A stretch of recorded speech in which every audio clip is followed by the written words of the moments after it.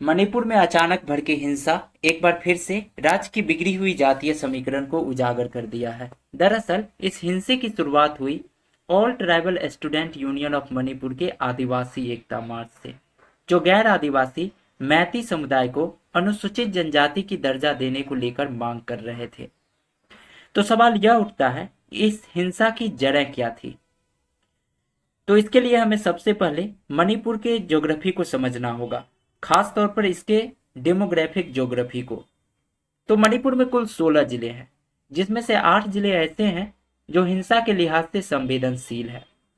लेकिन cultural geography के according हम मणिपुर को सामान्यतः दो हिस्सों में बांटते हैं, वैली और हिल्स। मणिपुर का 10% हिस्सा वैली है यानी घाटी है, और बाकी का 90% हिस्सा हिल्स है यानी पहाड़ी है।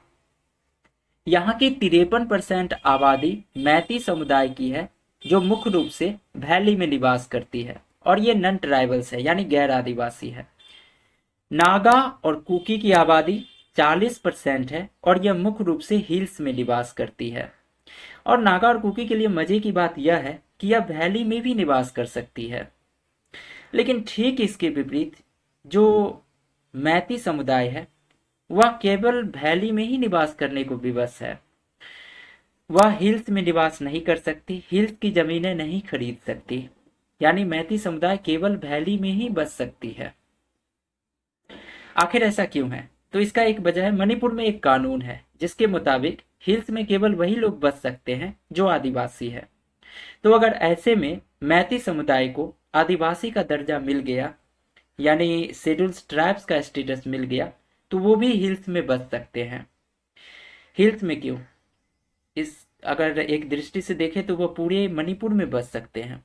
तो इसके लिए मणिपुर हाई कोर्ट हाल में ही मणिपुर सरकार को पहले ही सख्त निर्देश दे चुकी है इस दिशा में कि मणिपुर सरकार इस मुद्दे पर विचार जरूर करे, मैती समुदाय के लिए कुछ अच्छा सोचे, मैती समुदाय के एसटी का दर्जा देने पर संज्ञान जरूर ले। लेकिन सरकार की तरफ से कोई खास पहल अभी तक नहीं की गई, और इसका दुष्परिणाम मणिपुर की जनता अभी तक भुगत रही है। खैर, आगे देखा जाए, मणिपुर का एक महत्वपूर्ण ऑर्गेनाइजेशन है जो इस मुद्दे पर विचार कर रहा है, वो है AMTU, all Manipur tribals union. और इस यूनियन का ऐसा मानना है कि अगर मैती समुदाय को एसटी का दर्जा मिल गया तो वह हिल्स की सारी जमीनें हथिया लेंगे, और इतना ही नहीं, गवर्नमेंट जॉब और स्कूल इंस्टीट्यूशन में रिजर्वेशन का सबसे ज्यादा फायदा मैती समुदाय को ही मिलने लगेगा। बस इसी बात को लेकर बहस है, कब्जे की जंग है, और हिंसा की मुख्य जड़ें यही है। और इसी बात को लेकर ATSUM के समर्थक यानी all tribal student union of Manipur के समर्थक सड़क पर उतर आए हैं, हिंसा कर रहे हैं। और अब बात कर लेते हैं मणिपुर संकट पर म्यांमार के प्रभाव की। तो मणिपुर एक लंबी सीमा पड़ोसी देश म्यांमार से शेयर करती है, लगभग 1643 किलोमीटर। बहुत सारे रिसर्चेज हुए हैं जिससे यह पता चला है कि बड़ी मात्रा में स्मॉल आर्म्स और लाइट वेपन्स यहां सप्लाई किए जाते हैं। नार्को और ह्यूमन ट्रैफिकिंग के भी यहां साक्ष्य मिले हैं, और इसका परिणाम यह निकल रहा है कि यहाँ जो आर्म्ड ग्रुप्स हैं उनकी संख्या बढ़ रही है। मणिपुर में अभी तक कुल मिलाकर 60 आर्म्ड ग्रुप्स हैं। और तीसरी समस्या है शरणार्थी की, यानी रेफ्यूजीज की। तो लगभग 52,000 शरणार्थी ऐसे हैं जो इंडो म्यांमार बॉर्डर क्रॉस करके नॉर्थ ईस्ट इंडिया में प्रवेश कर चुके हैं। इनमें से लगभग 8,000 शरणार्थी केवल मणिपुर में प्रवेश कर चुके हैं। खैर, यहाँ जितने भी आबादी हैं वो कौन है? सेटलर्स ही तो हैं जो म्यांमार से आए हैं, सारे के सारे आउटसाइडर्स हैं। और म्यांमार का जो चीन स्टेट है, वहां के जो शरणार्थी है, उनका अच्छा खासा इथनिक टाइज कुकी समुदाय से है, मणिपुर के कुकी समुदाय से। अब हम आगे बढ़ते हैं और बात करते हैं समाधान के, यानी वो कौन से उपाय है जिनके वजह से मणिपुर में एक बार फिर से लॉ एंड ऑर्डर को पुनर्स्थापित किया जा सकता है, यानी यहां फिर से शांति स्थापित किया जा सकता है।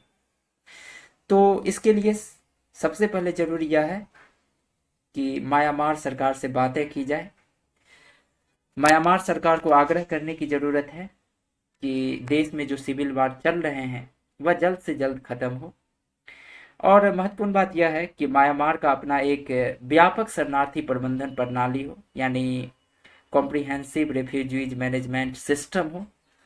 अगर म्यांमार ऐसा नहीं करता है तो भारत को ज़रूरत है कि वह यूएनएचसीआर का दरवाज़ा खटखटाए।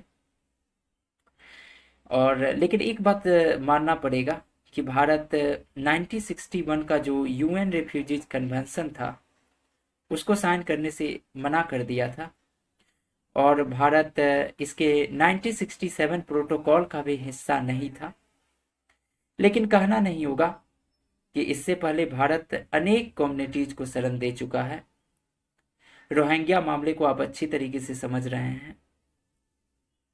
इसके अलावा मणिपुर की जो सरकार है, गवर्नमेंट ऑफ इंडिया है, उसको सिविल सोसाइटी से मिलकर काम करने की ज़रूरत है ताकि मणिपुर में शांति स्थापित की जा सके, लॉ एंड ऑर्डर को रिस्टोर किया जा सके।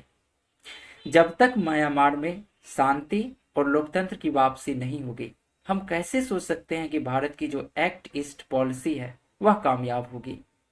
तो इसके लिए भारत के गृह मंत्री अमित शाह को इस पर सोचने की जरूरत है। क्या लगता है 5 दिनों के लिए मणिपुर में मोबाइल इंटरनेट सस्पेंड कर देने से यहाँ लॉ एंड ऑर्डर सिचुएशन बहाल हो जाएगा? नहीं, बल्कि ये और बदतर हो जाएगा। अगर इस रीजन के इकोनॉमिक पोटेंशियल का फायदा उठाना है तो यहाँ नॉर्मलाइजेशन बहाल करना ही होगा। और लास्ट बट नॉट लीस्ट, यहाँ की अपसपा कानून पर विचार करने की जरूरत है, हीनियस अपसपा पर। इसका फायदा न केवल मणिपुर को होगा बल्कि पूरे नॉर्थ ईस्ट रीजन को होगा। तो हम लोग आशा करते हैं कि भारत सरकार एक लॉन्ग टर्म सॉल्यूशन लेकर जरूर आए, मणिपुर की सरकार भी। तब तक के लिए थैंक्स फॉर वॉचिंग।